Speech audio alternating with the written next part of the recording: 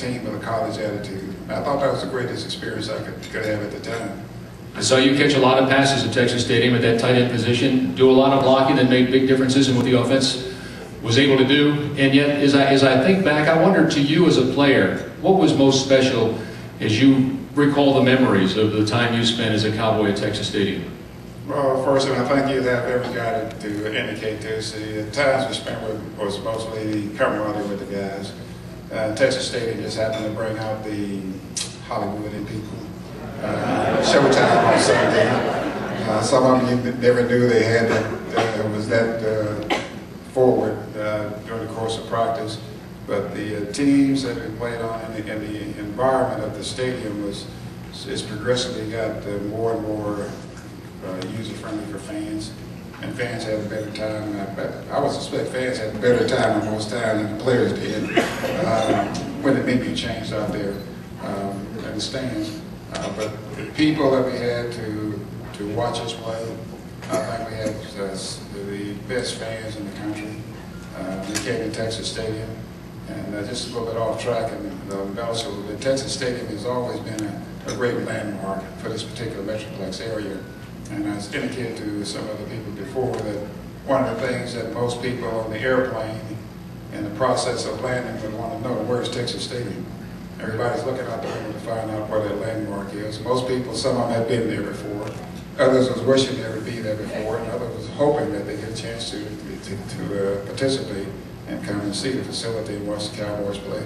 So it was a great venue for all the guys that I played with, and the guys that followed me as well. And I think everyone appreciated being part of that venue and being primarily the focal point for the venue throughout those years. Well, I don't know that I ever recall you being a part of a Hollywood performance, but you always handled yourself with a lot of class as a true champion. So Billy Joe Dupree, a giant thank you for being here today. Thanks so much. Up here. All right. Do you have a special moment that sticks out in your mind at Texas Stadium? I should probably have two. I won't mention about my Probably was my last season. It was the 2000 season, and it was the infamous pickle juice game against the Philadelphia Eagles, where it was 145 degrees on the field. And I firmly believe God did not mean for man to play football in Texas in July and August. But that was one where our offense was struggling a little bit, and having to have play like 65, 70-plus plays out there, wanting to shoot myself was probably one of them. The other one that I think a lot of us as former players can attest to, we were always excited in the pregame to see which celebrities, be it movie stars, some other sports celebrities would be on the sidelines during the game. And one of my fondest memories was actually not even on the field, but off the field, in the locker room after the game. We had just beaten the Washington Redskins on a Sunday afternoon, and unbeknownst to us, one of the biggest fans in the world is a former Saudi Arabian ambassador to the U.S., Prince Bandar. Well, he was in the locker room.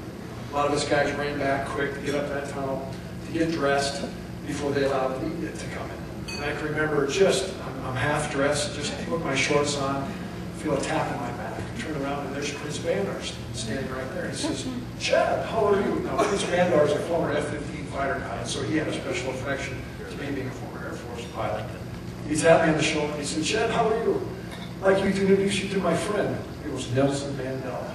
Oh. And he goes, "Meet my friend Nelson Mandela. By the way, let's take a picture."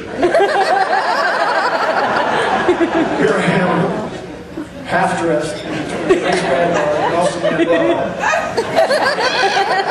I told Ron St. Angelo, I think, who was the photographer, burned the negatives on that one. That's probably one that sticks out in their mind too.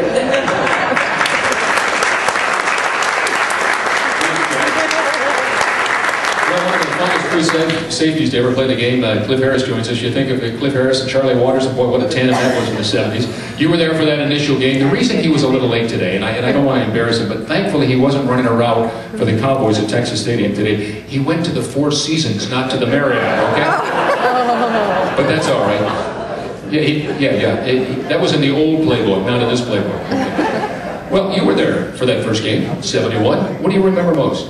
Well, I remember the first thing I remember how imposing the stadium was, because I was like Billy Joe, played at a small college in Arkansas, Washita Baptist, and you walk into Texas Stadium, and it's a threatening place. It was for the teams because we had such a good record there.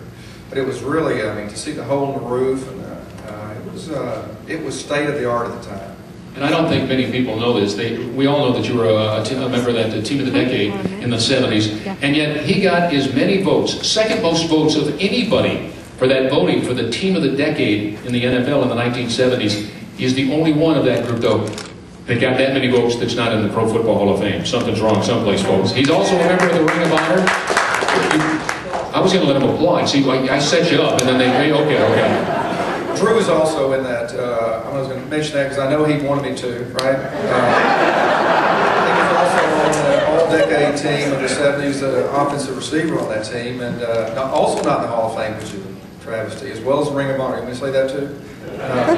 This is supposed to be a family show. This is not, we're not getting editorializing here tonight. Very true, though. I think he deserves to be in both places.